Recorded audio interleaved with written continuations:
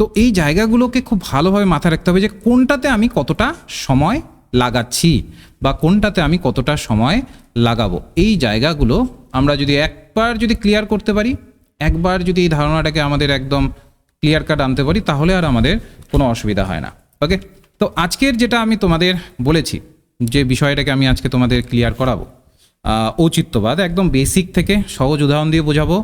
নেটে কী ধরনের কোশ্চেন আসছে আমি প্রত্যেকটা স্লাইডের মাঝে মাঝে সেই পোর্শনসগুলোকে রেখেছি যেগুলো থেকে প্রিভিয়াস ইয়ারে কোশ্চেন এসেছে, সেগুলোকে নিয়ে আমরা আলোচনা করব। এবং যে কঠিন যে তত্ত্বগুলো আছে সেগুলোকে ব্রেকডাউন করব সহজভাবে, একদম সহজভাবে বোঝার চেষ্টা করব।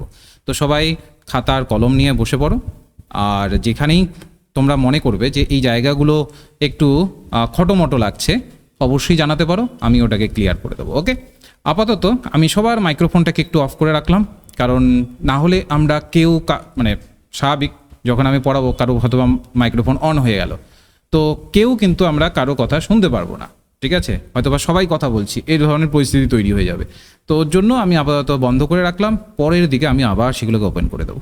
ওকে, যে না হলে পুরো সেশনটা অনেক সময় আমাদের একটু হয়তোবা একটু আমাদের প্রবলেম হতে পারে। ওকে, ঠিক আছে, তাহলে প্রথমেই বলি, আমার নাম রেজাউল ইসলাম, সবাই তোমরা আমাকে রেজাউল স্যার বলে ডাকো। তো আমি 8 বছর ধরে পড়াচ্ছি, ইউটিউবে এক্সিস্ট করছি 2018 থেকে, হ্যাঁ, এবং তোমরা আমাদের চ্যানেল যেটা আছে সেখানে যেতে পারো। আর কোনো কারণে নেট সেট রিলেটেড কোনো অসুবিধে হলে অবশ্যই আমার এই নম্বরটা সেভ করে রাখতে পারো। যারা যারা জানো না আমাকে, তারা অবশ্যই এটাকে সেভ করে রাখো, হোয়াটসঅ্যাপে আমার সাথে কন্ট্যাক্ট করতে পারো। আর আমাদের এটা YouTube channel BSG net set classes, প্রায় 31,000 সাবস্ক্রাইবার আছে, এবং প্রথম থেকে শেষ পর্যন্ত যত ভিডিওস আছে সব কিছু নেট সেটকে ডেডিকেটেড করা। এই পর্যন্ত যত আমরা ভিডিও বানিয়েছি সবই নেট সেটকে ডেডিকেটেড করা। এই যাবৎ যত কিছু আনা হয়েছে সমস্ত কিছুই নেট সেটের স্টুডেন্টদের সুবিধার্থে আনা হয়েছে। যারা যারা এখনও চ্যানেলটি সাবস্ক্রাইব করোনি অবশ্যই সাবস্ক্রাইব করে নেবে, কারণ 31,000 স্টুডেন্টরা বিশ্বাস করেছে, আশা করি সবাই তো আর ভুল হবে না। তো সেই ক্ষেত্রে তোমরাও বিশ্বাস করলে তোমাদের অনেকটাই সুবিধা হবে, এটা আমার বিশ্বাস। আশা করি তোমরা এই চ্যানেলের থ্রুতে লাভবানই হবে, ঠিক আছে? এমন নয় যে শুধুমাত্র আমাদের পেইড ব্যাচ চলে, আমাদের ফ্রি ব্যাচও চলে, যেগুলো রেগুলারলি আমাদের ইউটিউবে আসতেই থাকে, ইউটিউবে ক্রমশ আসতে থাকে। পেপার 1, পেপার 2, ঠিক আছে, প্রতিনিয়ত আসে। তো তোমরা সেগুলোতে জয়েন হয়ে অবশ্যই একটা বিশ্বস্ত চ্যানেল জয়েন হয়ে তোমরা নিজেদেরকে ডেভেলপ করতে পারো। অবশ্যই যারা যারা করোনি, ক্লাসের শেষে গিয়ে ইউটিউবের চ্যানেলে জাস্ট সার্চ ইঞ্জিনে গিয়ে লিখবে, ইউটিউবের সার্চ ইঞ্জিনে বিএসজি নেট সেট ক্লাসেস, তারপরেই দেখবি আমাদের সমস্ত কিছু চলে আসবে। এমন আমরা ইনস্টিটিউশন নই, এমন অনেক ইনস্টিটিউশন আছে দেখবে হয়তো বা খুবই 100-200 টাকা এভাবে বলছে যে আমরা পড়াবো, এবং দেখবে তাদের কোনো অস্তিত্ব নেই। আরও সবথেকে বড় কথা, তুমি হয়তো বা একবারই টাকা দিয়ে ঢুকলে তারপর প্রতারণার শিকার হলে, এরকম অনেক ঘটনা ঘটেছে। ইভেন এখন এমনও হচ্ছে, আমরা যেদিন যেদিন করে ক্লাস শুরু করছি ওদিন করেই অনেক লোকের ক্লাস শুরু হচ্ছে, তো নানাভাবে প্রতারিত হচ্ছে। তো একটু তোমরা বুঝে, যেটা আমি পেপার 1-এর ক্লাসেও বলেছি, এখানে আর রিপিট করছি না, তো একটু বুঝে তোমরা এটা কোনো একটা ইনস্টিটিউশনে ঢোকার চেষ্টা করবে, কারণ এখনকার দিনে অনেক সময় যা যা সামনে দেখা যায় সেটা সত্য নয়। তো সেটাকে তোমরা সবাই বোঝো, সবাই জানো, বুঝে ঢোকার চেষ্টা করবে। আর যারা, যেমন এর আগে অনেক ঘটনা ঘটেছে, আমার ক্ষেত্রেও ঘটেছে, যেমন অনেকেই আমার ইনস্টিটিউশন ভেবে অন্য জায়গায় কল লাগিয়ে ফেলেছো। তো অবশ্যই আমার নম্বরটিকে তোমরা মাথায় রাখবে, 9064253244, ঠিক আছে? যেমন অনেকেই কল লাগিয়ে পরে আমাকে বলছো, স্যার আপনার সাথে তো ওই দিন এইরকম কথা হলো, বা স্যার আপনি তো এই বলেছিলেন। হ্যাঁ, তো এই জায়গাগুলো মাথায় রাখবে, সঠিক নম্বরটা সঠিক নামে সেভ করে রাখবে, তাহলে ভুল ভ্রান্তি হবে না। এটা আমি বারবার আগের ক্লাসেও বলেছি, পেপার 1-এর, এবারও বলছি। ওকে, বেশ। তো আমাদের ব্যাচের স্বাভাবিক আমাদের 180টা দিন সময় আছে, কারণ ডিসেম্বরে আমাদের নেট সেট দুটোই হবে। তো 180টা দিন যদি আমরা দেখি কীভাবে আমরা 180 দিন পাচ্ছি, আমাদের 30 ডেজ করে আমরা নিচ্ছি, আমাদের 6 মাস হাতে আছে, তাহলে 180 দিন। এই 180 দিনটাকে আমরা, যে 10টা ইউনিট আছে আমাদের বাংলার, যে 10টা ইউনিট আছে, সেই 180 দিনে সেই 10টা ইউনিটকে আমরা ভাগ করে নিয়েছি, ঠিক আছে? যে আমরা কোন টপিকটাকে কত দিনে কমপ্লিট করব, ঠিক আছে? যেমন ধরে নাও, আমি ভাষার চ্যাপ্টারটাকে আমি 20 দিনের মধ্যে কমপ্লিট করব, উপন্যাসের চ্যাপ্টারটাকে 1 মাস সময় লাগবে সেখানে। এইভাবে আমরা আমাদের একটা স্ট্র্যাটেজি বানিয়েছি, এবং সেই স্ট্র্যাটেজি অনুসারে আমরা চেষ্টা করব, যেমন পেপার 1-এ আমরা কমপ্লিট করব, তেমনি পেপার 2 অর্থাৎ বাংলায়ও আমরা কমপ্লিট করব। আর আমাদের যে সপ্তাহে ক্লাসেসগুলো থাকবে তার বাইরেও এক্সট্রা ক্লাসেস আসবে, ঠিক আছে? কারণ না হলে 6 মাসে তো করা সম্ভব নয়। তো এইটুকু এনশিওর থাকো 6 মাসের মধ্যে আমরা তোমাদেরকে তৈরি করে দেবো একদম নিখুঁতভাবে। এবার হ্যাঁ, এটা আমি দাবি করছি না যে একদম আমাদের ইনস্টিটিউশনে পড়লেই তুমি পাস করবে, না অন্য ইনস্টিটিউশনে পড়লে পাস করবে না, এমনটা কিন্তু নয়। এটা বেসিক্যালি আমরা কি প্রোভাইড করব, কিভাবে আমরা কথা রাখি কিনা সেটা তোমরা দেখতে পারো। ওকে, বেশ। আজকে যেটা আমাদের রয়েছে ঔচিত্য। এবার ঔচিত্য শব্দটা শুনলেই আমাদের না একটুখানি স্বাভাবিক ব্যাপার, আমরা না একটু এই ভেবে বসি যে ঔচিত্য হয়তো খুব জটিল একটা কোনো কনসেপ্ট। এটাকে একদম সহজভাবে মাথায় রাখতে পারো তোমরা। সেটা কি, একদম সোজা কথায় যদি বলা যায়, উচিত অনুচিতের বোধ বা অনুভূতির হলো একটা ঔচিত্য। মানে উচিত কি আর অনুচিত কি, এর যে একটা বোধ বা আন্ডারস্ট্যান্ডিং বা বোধগম্যতা, এটার অনুভূতি যে আমাদের রয়েছে, এই জায়গাটা হচ্ছে ঔচিত্য। কোনটা উচিত কোনটা অনুচিত। দেখবে আমাদের লাইফে আমরা অনেক কিছুই করি, আমরা জানি যে কোনটা সঠিক কোনটা ভুল। তো এই যে আমাদের এই যে সঠিক আর ভুল বা উচিত আর অনুচিত, এই যে দুটোর যে মাঝের যে অংশটা, এই অংশটা সম্পর্কে আমরা সবাই অবগত। তো বেসিক্যালি আমাদের কাব্যতত্ত্বের মধ্যে এটাকেই ঔচিত্যের জায়গায় রাখা হয়েছে। এর অনেক দোষ আর গুণের কথা বলা হয়েছে, সেগুলোতে আসছি আমরা। কিন্তু বেসিক একদম সহজভাবে, একদম যদি বলো যে স্যার আমি একদম সহজভাবে আমার মাথায় ধরতে চাই যে ঔচিত্য মানে এটা স্যার, তাহলে তুমি এভাবে মনে রাখতে পারো যে উচিত আর অনুচিতের একটা বোধ হয়ে গেল। বেসিকটা তোমার ক্লিয়ার হলো। এবার আমরা অ্যাডভান্সে ঢুকি। দেখো, যে কোনো কাব্যের শব্দের, তুমি যে কোনো কাব্য নিয়ে নাও, তার শব্দের অর্থটা কি? শব্দের অর্থ বলতে আমরা কি বুঝি? একটা থাকে বাচ্চার্থ, যেটা আমি আগেও তোমাদের বলেছিলাম, তোমরা যদি কেউ আমার আগের ক্লাসেসগুলোকে করে থাকো বাংলার। একটা থাকে বাচ্চার্থ, যেটা কিনা শব্দের একদম অভিধানগত অর্থ, একদম অভিধান বা ডিকশনারিগত মিনিংটাকে বোঝাচ্ছে। আরেকটা থাকে ব্যঙ্গার্থ, যেটা কিনা আমাদের কাব্যের একটা প্রতীয়মান অর্থ, অর্থাৎ ওই অর্থ এই বাচ্চার্থটাকে ছাড়িয়ে আমি অন্য একটা ভাবনা বা অন্য একটা ধারণা আমার জন্মালো।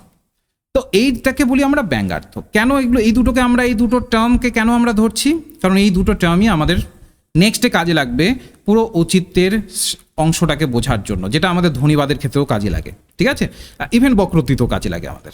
তো এখানেও আমরা একটু বোঝার চেষ্টা করব যে এখানে ব্যঙ্গার্থটা কি হিসাবে স্টাবলিশ হচ্ছে এবং পরবর্তীকালে ক্ষেমেন্দ্র এটাকে কিভাবে স্টাবলিশ করছেন। কারণ আমরা তো জানি, যদি আমরা দেখি ঔচিত্যের অংশ হিসেবে দেখি, তাহলে ক্ষেমেন্দ্র তো শেষ কথা বলছেন গিয়ে, তো সেটা তিনি কি হিসাবে সেটাকে এস্টাবলিশ করলেন, সেই জায়গাটাকে বোঝার চেষ্টা করব। এবার যদি আমরা লক্ষ্য করি, আনন্দবর্ধন থেকে যদি শুরু করি, আনন্দবর্ধন বেসিক্যালি কাব্যের দুরকম দোষের কথা বলেছেন। তার মতে কাব্যের মধ্যে দু ধরনের দোষ আছে, যেই দোষগুলো কাব্যটাকে একটা অনুচিতের ভিত্তিতে রিপ্রেজেন্ট করতে পারে, ঠিক আছে? কি সেই দুটো দোষ? সেই দোষগুলো আমরা একটু বুঝি। একটা হচ্ছে অবুৎপত্তিকৃত, আরেকটা দোষ তিনি বললেন অশক্তিকৃত। এই অবুৎপত্তিকৃত আর অশক্তিকৃত কনসেপ্টটাকে একটু বোঝার চেষ্টা করি আমরা সহজ একদম ভাবে। বলেছে অবুৎপত্তিকৃত অর্থাৎ যে দোষের বুৎপত্তি নির্ধারণ করা কঠিন ব্যাপার, যে দোষটাকে আমরা তার ঠিকভাবে কোনখান থেকে ওই দোষটার একটা উদ্ভব হলো সেই জায়গাগুলোকে নির্ধারণ করা খুব কঠিন ব্যাপার। একমাত্র যিনি কিনা ক্রান্তদর্শী একদম কবি, যিনি তার প্রতিভা বলে তিনি মূলত এই দোষকে দূর করতে পারেন। একদম খুবই উচ্চমানের যিনি কবি থাকবেন, তিনি তার প্রতিভাকে বেস করে তিনি এই দোষটাকে দূর করতে পারেন, কিন্তু সবার পক্ষে এই দোষ থেকে বেরিয়ে আসা সম্ভব হয় না। আরেকটা থাকে অশক্তিকৃত দোষ, যেটা কিনা রসজ্ঞ পাঠকেরা এই অশক্তিকৃত দোষের মধ্যে একমাত্র বুঝতে পারেন। এবার এই অশক্তিকৃত আর অবুৎপত্তিকৃত উদাহরণ সহযোগে আমি বোঝাচ্ছি। তার আগে একটু মনে রাখো, এই কনসেপ্টটা খুব দরকার। আনন্দবর্ধন সবসময় বলেছেন যে মহৎ প্রতিভাধর কবিরা বিষয় অনুযায়ী যথাযথ শব্দ নির্বাচন করেন। যারা কিনা মহৎ যে ধরনের কবিরা, মহান যে ধরনের কবিরা, তারা কি করেন? তিনি একটা বিষয়কে সিলেক্ট করলেন, ওই বিষয়ের সাথে কোন ধরনের শব্দগুলোকে অ্যাটাচ করলে সেটা একটা ভালো কিছু আউটকাম দেবে বা একটা ভালো রেজাল্ট দেবে, সেটা সম্পর্কে তারা সচেতন থাকেন এবং সেই শব্দকে তিনি যথাযথ অ্যাপ্লাই করেন বা প্রয়োগ করেন। এবার সব থেকে বড় কথা হচ্ছে এই যে ঔচিত্যতা বা ঔচিত্যের যে অংশটা, যেটা আমরা বুঝলাম একটু আগে, যে উচিত আর অনুচিতের সিনারিওটা, এই অচিত্ত হানি যখন ঘটলে কাব্যের যে রসবোধটা, সেই রসবোধেরও কিন্তু হানি ঘটে। এবার আনন্দবর্ধন আরেকটা পোর্শন জানিয়েছেন, খুবই ইম্পর্টেন্ট, যে এই অচিত্তবোধই রসের উপনিষদ কাব্যতত্ত্বের পরাবিদ্যা। এই অচিত্তবোধই হচ্ছে একটা রসের উপনিষদ হিসাবে কিন্তু আমরা দেখতে পারি। এবার যদি আমরা এই অবুৎপত্তিকৃত অংশটাতে ঢুকে যাই, এটাতে আমরা কি দেখতে পাচ্ছি? দেখো, অবুৎপত্তিকৃত, একদম ভালোভাবে শোনো, একবারই ক্লিয়ার হয়ে যাবে, আমি কথা দিচ্ছি একবারই ক্লিয়ার হয়ে যাবে। বলেছে এটি এমন এক ধরনের দোষ, এটা একটা কি দোষ, যার ফলে ঔচিত্যের মধ্যে অনৌচিত্য ঢুকে যায়। বলেছে যে এটা এমন এক ধরনের দোষ যেখানে ভাষার যথার্থতা ও প্রয়োগের ক্ষেত্রে একটা অপূর্ণতা বা ত্রুটি একটা অ্যাডজাস্ট হয় বা ত্রুটি সেখানে থাকে। তাহলে কি বললাম? এটা এমন একটা দোষ যেখানে ভাষার যথার্থতা, অর্থাৎ ভাষা যেটা হওয়া উচিত ছিল এবং সেটা যেভাবে প্রয়োগ করা উচিত ছিল, সেই প্রয়োগের ক্ষেত্রে অপূর্ণতা রয়েছে, সার্বিকভাবে ভালোভাবে সেই প্রয়োগটা করা হয়নি বা কিছু ত্রুটি সেখানে দেখা দিয়েছে। এই ধরনের দোষগুলোকে বলা হয়, যার ফলে এই ধরনের দোষ স্টাবলিশ হয়, যার ফলে কাব্যের সৌন্দর্য ও গভীরতাটা একদম ভ্যানিশ হয়ে যায় বা ক্ষুণ্ণ হয়ে যায়। ঠিক আছে, তাহলে আমরা কি বুঝলাম? একদম একবারই ক্লিক করে যাবে, ভালোভাবে শোনো।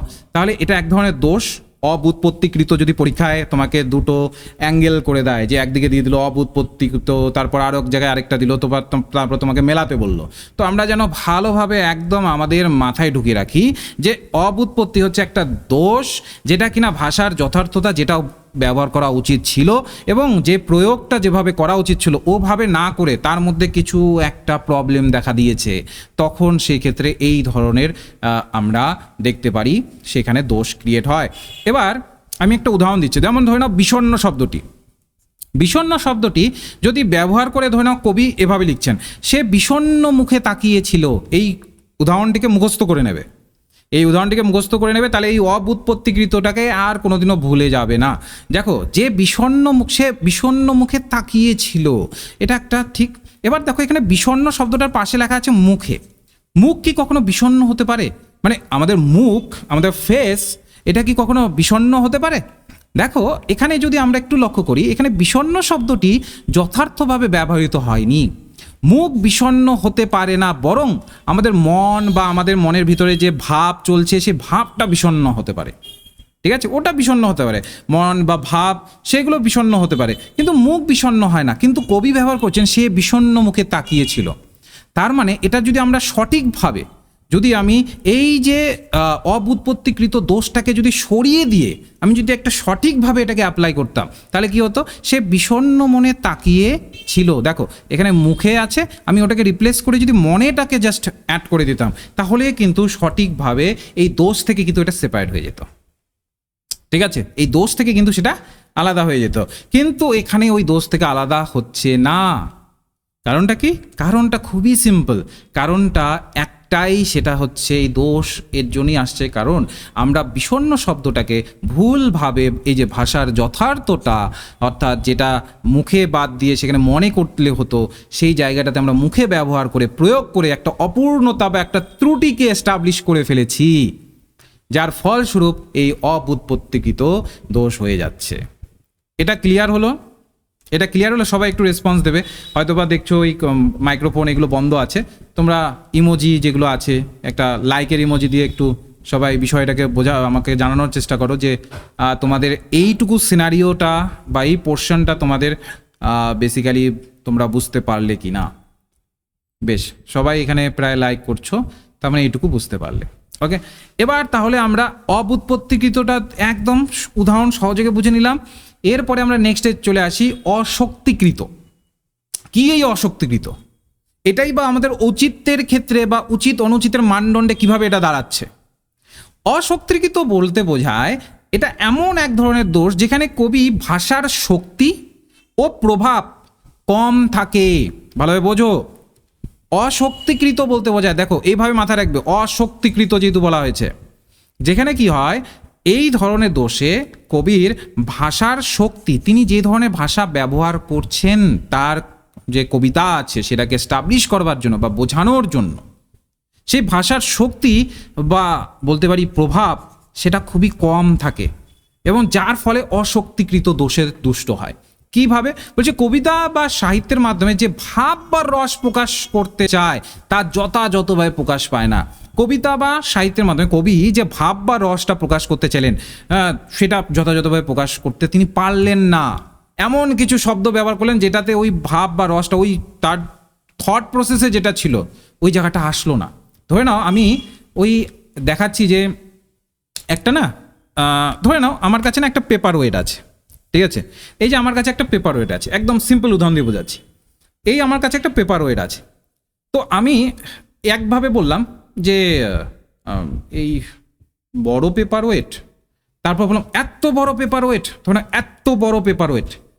এই যে আমি দুভাবে আমি বক্তব্যটাকে রাখার চেষ্টা করলাম, এটা এত বড় পেপার ওয়েট, আরেকটা বললাম এত বড় পেপার ওয়েট। তো দেখো, যখন আমি পেপার ওয়েটের ধারণাটাকে বা পেপার ওয়েটের যে বড়ত্বটাকে আমি প্রকাশ করতে চাইছি, তখন আমি ভালোভাবে প্রকাশ করার জন্য আমি বললাম যে এত বড় পেপার ওয়েট।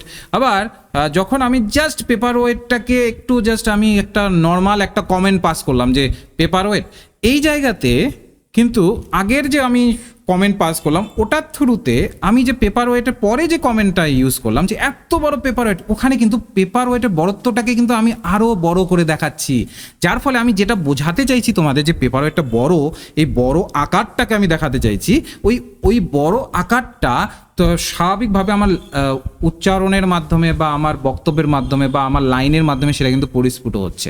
এবার এই জায়গাগুলো যখন কবিতার ক্ষেত্রে প্রবলেম করে, তখন সেক্ষেত্রে অশক্তিকৃত দোষে দুষ্ট হয়।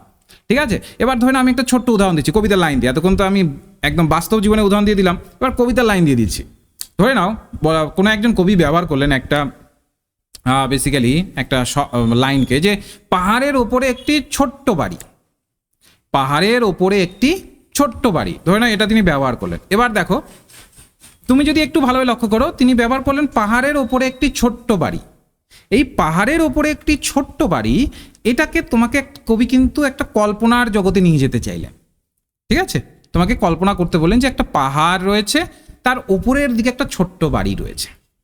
ঠিক, এবার কবি হয়তো একটা বৃহত্তর অর্থে হয়তো ওটাকে বোঝাতে চাইলেন, কিন্তু তিনি লাইনটা যেভাবে ব্যবহার করেছেন পাহাড়ের ওপরে একটি ছোট্ট বাড়ি, জাস্ট আমরা এটা না সামান্য হিসেবে নিয়ে নিলাম যে কি আর পাহাড়ের উপরে একটা ছোট্ট বাড়ির কথা বলা হয়েছে। ঠিক আছে, যেমনটা রাস্তার পাশে একটা বাড়ি থাকে, তেমনি পাহাড়ের উপরে একটা ছোট বাড়ির কথা বলা হয়েছে। কিন্তু কবি যদি এই দৃশ্য বর্ণনা যেটা এখানে ব্যবহার করেছে এই বাক্যটাতে, এখানে এই ছোট্ট শব্দটি দৃশ্যের প্রভাবটাকে কিন্তু যথাযথভাবে প্রকাশ করতে কিন্তু পারছে না। যখনই ছোট্ট শব্দটা ব্যবহার করছি তখনই না আমাদের না ওই একটা আমাদের ছোট জায়গাকে শো করাচ্ছে, যার ফলে যে ছবি একটা বৃহৎ পাহাড়, তার মধ্যে একটা ছোট বাড়ি, একটা যে কল্পনা আমাদের সেট করা দরকার ছিল সেটা কিন্তু করতে পারছে না এই লাইনটা। এর ফলে কবিতার প্রভাব এবং শক্তি আস্তে আস্তে কি হয়ে যাচ্ছে, কম হয়ে যাচ্ছে। কবিতার প্রভাব এবং শক্তি আস্তে আস্তে কম হয়ে গেল। এবার সঠিক প্রয়োগ যদি করতে পারতেন যদি কবি, তিনি যদি বলতেন পাহাড়ের শিখরে একটি ছোট্ট বাড়ি একাকী দাঁড়িয়ে, তার মানে তিনি বলার চেষ্টা করলেন যে এখানে একাকী দাঁড়িয়ে যদি তিনি যোগ করতেন, তাহলে এখানে দৃশ্যের প্রভাব এবং শক্তিটা আরও বেড়ে যেত। যে একটা বড় পাহাড়, ওখানে একটা ছোট বাড়ি একাই দাঁড়িয়ে আছে বা একাই আছে, আর পাশে পাশে কেউ নেই। উপরের যে আমি উদাহরণটা দিলাম, এখানে কিন্তু এত আমরা ডিপে ভাবতে পারছি না, ফলে কবি কিন্তু আমাদের একদম ডিপে নিয়ে যেতে পারছেন না। কিন্তু দ্বিতীয় লাইনে যেটা আমি এখানে যোগ করেছি, যদি একটা সঠিক প্রয়োগ তিনি করতে পারতেন, পাহাড়ের শিখরে একটি ছোট্ট বাড়ি একাকী দাঁড়িয়ে, এটা যদি তিনি যোগ করতে পারতেন, তাহলে দৃশ্যের প্রভাব, আমাদের কল্পনা শক্তি দিয়ে যে আমরা যে একটা দৃশ্যটাকে যে অ্যানালাইসিস করতাম, তার প্রভাব এবং শক্তিটা আরও বেড়ে যেত। যে এত বড় পাহাড়ে একাই দাঁড়িয়ে আছে একটা বাড়ি, তো এই জায়গাতে দৃশ্যটা কিন্তু একদম স্পষ্টভাবে পাঠকের সামনে ফুটে উঠত। এইটাকেই বলা হয় বেসিক্যালি অশক্তিকৃত দোষে দুষ্ট হওয়া, যখন আমরা এই স্পষ্টভাবে ফুটিয়ে তুলতে পারি না। একটা নর্মালি জাস্ট একটা লাইনকে বলে দিলাম, সেটাকে আমরা ঠিকঠাকভাবে ফুটিয়ে তুলতে পারছি না সেই জায়গাগুলোকে, এইটাকে বলি আমরা অশক্তিকৃত দোষে দুষ্ট। ঠিক আছে, এইটুকু জায়গা বুঝতে পারলে সেমভাবে একটু জানিয়ে দাও বুঝতে পারলে কিনা। নিশ্চয়ই তোমাদের ক্লিয়ার হয়েছে? বেশ, এবার আমরা অচিত্যবাদের যদি ইতিহাসে আসি, ওকে, তো আনন্দবর্ধন অচিত্যের জন্য 3টে রীতির কথা বলেছেন। ঠিক আছে, তিনি কি বলেছেন? 3টে রীতির কথা বলেছেন। কি সেই 3টে রীতি? তিনি একটার কথা বললেন, তিনি বললেন সংঘটনৈক্য রূপগুণা, দ্বিতীয়র কথা বলেন গুণাধীন সংঘটনা। আরেকটার কথা তিনি বললেন সংঘটনা শ্রেয় গুণা। একটু কঠিন লাগছে আমাদের শুনতে যে স্যার এগুলো তো খুব কঠিন লাগছে, আমি একদম সহজভাবে বুঝিয়ে দেবো সহজ উদাহরণ দিয়ে, যেমনটা তোমাদের একটু আগে আমি আগেরগুলোকে বোঝালাম।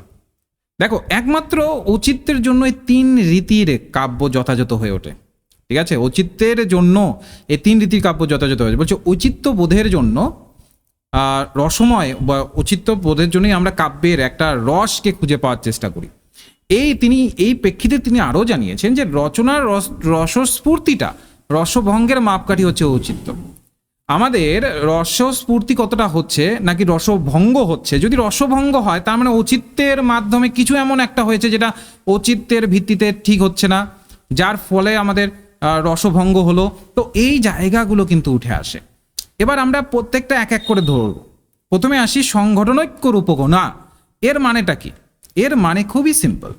এই রীতিতে কাব্য সাহিত্যের প্রধান গুণ হলো সংগঠন বা সংযোজন। এই রীতিতে মাথায় রাখো, সংঘটনৈক্য রূপগুণা যখন পরীক্ষায় আসবে, ধরে নাও এটা দেখো 3টে আছে, তোমাকে এখানে 2টো টেবিল করে দিল, একদিকে সংগঠনৈক্য রূপগুণা, তারপর বাকি 3টেকে সাজিয়ে দিল, আরেকদিকে সাজিয়ে দিলে এবার বললো যে তুমি এগুলোকে এবার মেলাও। একটু যদি মনোযোগ দিয়ে পড়ো তাহলে সহজেই এগুলো পেরে যাবে। এই রীতিতে কাব্য বা সাহিত্যের প্রধান গুণ মাথায় রাখবো আমরা, সংগঠনৈক্য রূপগুণাতে কাব্য বা সাহিত্যের প্রধান গুণ হচ্ছে সংযোজন, সংগঠন বা সংযোজন। এবার তোমরা ভাববে যে স্যার কি সংগঠন বা কি সংযোজন? শব্দ আর অর্থের সংগঠন বা সংযোজন। কি শব্দ ব্যবহার করা হচ্ছে এবং তার ভিত্তিতে কি অর্থটা বেরিয়ে আসছে। ঠিক আছে, তো এখানে শব্দ ও অর্থের সংযোজন প্রধান ভূমিকা পালন করে এবং গুণগুলির সংযোজনের মাধ্যমে প্রকাশিত হয়। এবার গুণগুলো কি, যে আমরা নানারকম অলঙ্কার বা বিভিন্ন ধরনের ভাষার প্রয়োগ এগুলো যে ব্যবহার করছি, এগুলো হচ্ছে গুণ, তার মাধ্যমে এগুলো সংযোজন, শব্দ এবং অর্থের সংযোজনের ভিত্তিতে আসে। যেমন উদাহরণ হিসেবে যদি আমরা দেখি, কাব্যে যখন শব্দ ও অর্থের নিখুঁত সমন্বয় হয় তখন সেটি সংগঠনৈক্য রূপগুণা রীতির উদাহরণ হিসেবে ধরা যায়। যা শব্দ ব্যবহার করা হলো এবং যা অর্থ রয়েছে একদম নিখুঁত সমন্বয় রয়েছে। ঠিক আছে, আমি ধরে নিচ্ছি ব্যবহার করলাম আধার, এবং আমি লাইনটার মাধ্যমে ওই আধার অর্থে লাইনটার মাধ্যমেই একটা রাতের দৃশ্যকেই ফুটিয়ে তুলতে চেয়েছি, তাহলে আধার শব্দটার সাথে ওটা জাস্টিফাই করছে, তাহলে সেই জায়গাতে এগুলো হয়ে যাচ্ছে আমাদের সংগঠনৈক্য রূপগুণা, যেখানে শব্দ এবং অর্থের একটা সংযোজন আছে। তাহলে পরীক্ষায় যদি আমাদের নামটা দেখে, খুব কঠিন নাম না? খুব কঠিন নাম তো, তাই না? কিন্তু অর্থটা আমরা সহজভাবে বুঝলাম তো। এইভাবে সহজভাবে মাথায় রাখতে হবে। দেখো আমাদের এত ডেটা, তুমি যদি একটু টেকনিক সহকারে যদি সহজভাবে মনে নাই রাখতে পারো তাহলে এতগুলো কিভাবে মনে রাখবে? ওই প্রতিবারই পরীক্ষা দেবে, প্রতিবারই তাহলে আমাদের বিফল হতে হবে। এই জায়গাগুলো চলতেই থাকবে, তারপর হয়তোবা 2-3 বছর পরে হঠাৎ করে হয়তোবা একদিন আমি পাশ করলাম, ততদিনে বয়স অনেক বেড়ে গেল। তো আমাদের না একটু সহজভাবে বিষয়গুলোকে সহজভাবে মনে রাখার একটা টেকনিক খুঁজতে হবে, যেটা আমি তোমাদেরকে একদম যথাযথভাবে প্রোভাইড করি, যে বিষয়গুলোকে কিভাবে সহজে মনে রাখবে যেন একবারই তোমার ব্রেনে ক্যাচ করে যায়। তো এখানে কি সংগঠনৈক্য রূপগুণা আমরা জাস্ট সিম্পলি মাথায় রাখবো, চোখ বন্ধ করলেই যেন আমাদের আসে শব্দ ও অর্থের সংযোজন, ব্যাস, আর কিচ্ছু মনে রাখতে হবে না তোমাকে। এটা ক্লিয়ার হলো? নেক্সটে যদি আমরা আরেকটা আসি, গুণাধিক সংঘটনা। এবার গুণাধীন সংঘটনা। এবার গুণাধীন সংঘটনা কি? এটাও কঠিন মনে হচ্ছে যে এগুলো খুবই জটিল জিনিস। দেখো একটু শুধু ক্লাসটা করো, দেখো পুরোটা ক্লিয়ার হয়ে যাবে। বলছে এই রীতিতে গুণগুলি প্রধান ভূমিকা পালন করে। এবার এই রীতিতে কি প্রধান ভূমিকা পালন করে? গুণগুলি। এবার বলো তো আগেরটাতে যেটা ছিল সংগঠনৈক্য গুণ, ওটাতে কোনগুলি প্রধান ভূমিকা পালন করেছিল? যাই হোক, তোমাদের মাইক্রোফোনটা অন আছে, আমি বলে দিচ্ছি। সেখানে আমাদের শব্দ এবং অর্থের যে সমন্বয় সেটা প্রধান ভূমিকা পালন করেছে। গুণাধীন সংগঠনাতে কি পালন করছে? গুণগুলি প্রধান ভূমিকা পালন করছে। গুণগুলির প্রধান ভূমিকা হচ্ছে, গুণগুলির মধ্যে সংযোজন হচ্ছে। এবার তোমাদের মনে প্রশ্ন আসবে, স্যার আপনি কি গুণগুলি বলতে, স্যার অনেকক্ষণ ধরে তো বলছেন, এই গুণগুলি কি বলতে কি বোঝাচ্ছেন? গুণ মাথায় রাখবে যে কাব্যের গুণাবলী হচ্ছে অলঙ্কার, রস, ধ্বনি, এগুলোর মধ্যে যে একটা সংযোজন করা হচ্ছে, একটা মিলিত রূপ করা হচ্ছে, সেটা হচ্ছে গুণাধীন সংগঠনা। অর্থাৎ কাব্যের গুণগুলি এতই সুস্পষ্ট যে সংযোজনী গুণগুলি সহায়ক হয়ে ওঠে। কাব্যের গুণগুলি, এই যে অলঙ্কার, রস, ধ্বনি, এগুলো এতটাই সুস্পষ্ট। ধরে না একটা কাব্যকে খুব সুন্দরভাবে অলঙ্কৃত করে সেটাকে করা হয়েছে, হ্যাঁ, খুব সুন্দরভাবে যমক ব্যবহার করে, শ্লেষ ব্যবহার করে খুব সুন্দরভাবে লাইনগুলোকে সাজানো হয়েছে, এবং সেই লাইনগুলোতে অর্থ এবং তার সাথে সাথে শব্দ যা ব্যবহার করছে খুব সামঞ্জস্য আছে, একদম সংযোজন আছে। তো সেই জায়গাগুলোকে আমরা বলি যেখানে গুণগুলো হচ্ছে প্রধান ভূমিকা পালন করে, ওগুলোকে বলি আমরা গুণাধীন সংঘটনা। ঠিক। নেক্সট আরেকটা আমরা পেয়েছিলাম, সেটা হচ্ছে সংঘটনাশ্রয় গুণা। এবার সংঘটনাশ্রয় গুণা কি? সহজ, এটাও সহজভাবে মনে রাখবো। এটা এই রীতিতে যে গুণগুলি আছে সেটা কি হয়? সংযোজনে নির্ভরশীল হয়। প্রধান গুণগুলি কিন্তু এখানে প্রধান হয় না, আগেরটাতে আমাদের গুণগুলো প্রধান ছিল, এখানে কিন্তু গুণগুলি প্রধান হচ্ছে না, সংযোজনে নির্ভরশীল হচ্ছে, ডিপেন্ড হয়ে আছে। যেমন আমরা রিসার্চ অ্যাপটিটিউডে পড়ি না, ইন্ডিপেন্ডেন্ট ভ্যারিয়েবল আর ডিপেন্ডেন্ট ভ্যারিয়েবল, তো এখানে বলতে পারো এখানে গুণগুলো হচ্ছে আমাদের ডিপেন্ডেন্ট ভ্যারিয়েবল, যে কার উপরে নির্ভর করে আছে? সংযোজনের উপরে। বুঝতে পারলে? তাহলে পরীক্ষায় যদি প্রশ্ন আসে সংঘটনাশ্রয় গুণাতে গুণের অবস্থা কি, তারপর ধরে নাও শুদ্ধ অশুদ্ধতে কিছু দিয়ে দিল, তো আমরা মাথায় রাখবো সংযোজনে নির্ভরশীল হয়ে থাকে। ঠিক আছে। এরপরে বলেছে অর্থাৎ কাব্যের গুণগুলি সংগঠনের উপর নির্ভর করে প্রকাশিত হয়। কাব্যের যত গুণ আছে আমাদের অলংকার, রস, ধ্বনি, এই গুণগুলো সংগঠনের ওপর নির্ভর করে প্রকাশিত হয়। ঠিক আছে, সংগঠনের উপরের। এবার তোমাদের মনে প্রশ্ন আসবে যে স্যার এই সংগঠনের উপর নির্ভর বলতে এটা একটু ক্ল্যারিফাই করুন। দেখো, যখন সংগঠনের উপর নির্ভর বলছে তাহলে সংগঠনটা কি? আমি যেটা তোমাদের শুরুর দিকে বোঝালাম, একটা হচ্ছে অর্থ আর আমার যে শব্দ ব্যবহার করা হচ্ছে তার একটা সমন্বয় বা সংযোজন। ঠিক আছে, বা সমন্বয়, ওটাকে আমরা সংগঠন বা সংযোজন বলছি।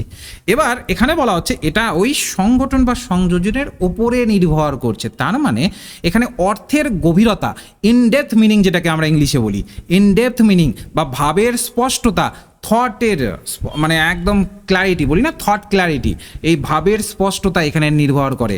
অর্থাৎ সংগঠনাশ্রয় গুণা সেটাকেই বলবো যেখানে ইনডেপথ মিনিং আছে, যেটার অর্থের গভীরতা আছে, এবং তার সাথে সাথে থটের একদম ক্ল্যারিটি আছে, স্পষ্টতা আছে, কি ভাব আমাদের মনে আছে সেটার একটা স্পষ্টতা আছে, যে কি বলা হচ্ছে, এই জায়গাগুলোকে বলা হচ্ছে আমাদের সংগঠনাশ্রয় গুণা। ঠিক আছে, যা কিনা আমাদের এগুলো সংগঠনের মাধ্যমে সঠিকভাবে প্রকাশিত হয়। এই তিনটেকে যদি একটু পর মনে রাখো, তোমরা কোনোদিনও ভুলবে না, যদি একটু পর মনে রাখো। এবার আমরা কুন্তকে চলে আসি। কুন্তক মূলত বক্রোক্তি জীবিতম এই অংশটিতে বা এই বইটিতে মূলত তিনি আবার দুটো সিনারিওর কথা বলেছেন আমাদের এই ঔচিত্যের বেসিসে। কি বললেন তিনি বললেন যে প্রকাশের একটা চমৎকারিত্ব একটা ভূমিকা পালন করে, আর সহৃদয় পাঠকের স্বভাব ধর্মের সঙ্গে কবির বর্ণনীয় বিষয়ের সঙ্গতি বিধান। তিনি বললেন উচিত আর অনুচিত, যেমন দেখো, আমি এমন একটা পরিবেশে বড় হয়েছি যেখানে আমার যেটা উচিত মনে হয় তোমার মনে হবে যে ওটা অনুচিত, বা তোমার যেটা মনে হবে উচিত ওটা আমার মনে হবে অনুচিত। ঠিক আছে, এবার স্বাভাবিক কবি যখন কোনো কিছু লিখছেন, কবিও তো কোনো না কোনো একটা জায়গা থেকে বিলং করেন, কোনো না কোনো একটা সোসাইটি থেকে বিলং করেন, কোনো না কোনো একটা সমাজ থেকে বিলং করেন। এবার তিনি যা লিখছেন, কবির যা বর্ণনার বিষয় এবং যে ধরনের পাঠক সেগুলো পড়ছেন, সেই পাঠকের যে ভূমিকাটা, তাদের যে স্বভাব ধর্ম, সেইটার সাথে যেন একটা সঙ্গতি থাকে, তাহলে কোনোদিনও ঔচিত্যের মধ্যে প্রশ্ন ওঠে না। কুন্তক যে জায়গাটাকে ধরানোর চেষ্টা করলেন যে সহৃদয় পাঠকের স্বভাব ধর্মের সঙ্গে কবির বর্ণনীয় বিষয়ের একটা সঙ্গতি বিধান মূলত তৈরি হয়। আর প্রকাশের চমৎকারিত্ব মানে যত ভালোভাবে একজন কবিতার বক্তব্যকে প্রকাশ করতে পারবেন, তত বেশি সেখানে একটা চমৎকারিত্ব বা একটা সাকসেসফুল একটা সিনারিও দেখা যাবে, যেখানে কিনা তুমি কবি তার বক্তব্যকে খুব সুন্দরভাবে উপস্থাপন করছেন এবং সবাই বুঝতেও পারছে, সেটার থেকে অর্থ নিতেও পারছে। ঠিক আছে, তো কুন্তক মূলত এই দু রকম ঔচিত্যের কথা বলেছেন। তিনি বলেছেন যে একটা দু রকমই ঔচিত্য আছে টোটাল কাব্যে, কুন্তকের মতে আর কি মতে। ঠিক আছে, মাথায় রাখবো আমরা, কুন্তকের মতে দু রকমেরই ঔচিত্য আছে। একটা হচ্ছে প্রকাশের চমৎকারিত্ব, কবি কিভাবে প্রকাশ করছেন, তা তিনি জানেন কিনা কোনটা কতটা যথোপযুক্ত প্রকাশ করা যায় কিনা, বা কিভাবে চমৎকারিত্বের সাথে প্রকাশ করা যায় যেন সবাই অ্যাকসেপ্ট করে নেয়, এটা একটা হচ্ছে। আরেকটা তিনি বললেন যে সহৃদয় পাঠকের কথা বললেন, যে পাঠক যারা সহৃদয়, যারা কিনা আবেগ সহযোগে কোনো একটা বিষয়কে বুঝতে শেখেন, তারা তাদের স্বভাব ধর্মের মাধ্যমে কবি যা বর্ণনা করেছে সেটাকে নিজের সাথে বুঝে সেটাকে একটা তার মানেটাকে তুলে আনার চেষ্টা করে। তো এই দুটো মূলত বেসিক্যালি ঔচিত্যের কথা আমাদের কুন্তক বললেন বক্রোক্তি জীবিতমে। তো পরীক্ষায় যদি প্রশ্ন আসে যে প্রকাশে চমৎকারিত্ব বা সঙ্গতি বিধানের যে কনসেপ্ট বা ঔচিত্যের কথা এটা কুন্তক কোথায় বলেছেন, তো অবশ্যই আমরা এখন জানবো বা আমরা জানি যে কোথায় তিনি বলেছেন। এরপরে মহিম ভট্ট ব্যক্তি বিবেক গ্রন্থে মূলত কিছু বিষয়কে তুলে ধরলেন। তিনি মূলত বিশেষ ধরনের কিছু দোষের কথা বললেন, যে দোষগুলো কিনা বেসিক্যালি আস্তে আস্তে কাব্যের একটা যে গুরুত্ব আছে সেটাকে অনেকটাই ক্ষীণ করে দেয়। ঠিক আছে, তো এখানে তিনি কিছু দোষের কথা বললেন। এই দোষগুলোকে আমরা একটু ধরার চেষ্টা করব যে কী ধরনের সেই দোষ বা কী ধরনের দোষগুলো সেখানে আছে, যার ফলস্বরূপ কি হয়, একটা অনৌচিত্য ক্রিয়েট হয়। হ্যাঁ, আমি একটু পরে কল করছি। হ্যাঁ, ওকে। হ্যাঁ, যার ফলস্বরূপ কি হয়, একটা অনৌচিত্য ক্রিয়েট হয়। অনৌচিত্য মানে কি, ঔচিত্যের একদম বিপরীত, যেটা ঔচিত্যের একদম বিপরীত। তাহলে উচিত আর অনুচিত কোনটা, সেটা হচ্ছে আমাদের ঔচিত্য। সেটারই যখন ঔচিত্যটাকে বেস করে সমস্ত কিছু কাব্য বা কবিতার অংশগুলো থাকবে না, সেটাই অনুচিত্য হিসেবে দেখা হবে।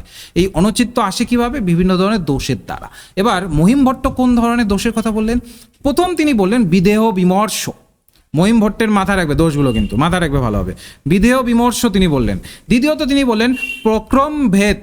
তৃতীয়ত তিনি বললেন যে ক্রম ভেদ বলেও আছে। দেখো, দুটো তিনি বলেছেন একই রকম, কিন্তু প্রক্রম ভেদ আবার ক্রম ভেদ। তারপরে আরেক ধরনের তিনি বললেন পূর্ণরুক্ত। ঠিক আছে, তিনি আরেকটা বললেন, সেটা হচ্ছে বাচ্যবাচনম। ঠিক আছে, তো এই 5 ধরনের টোটাল দোষের কথা তিনি বললেন। এবার আমরা এই 5 ধরনের দোষগুলোকে এবার ব্রেকডাউন করব, প্রত্যেকটাকে ধরে ধরে বুঝবো। দেখো, প্রথমত আমরা ঢুকে যাই বিধেয় বিমর্শতে।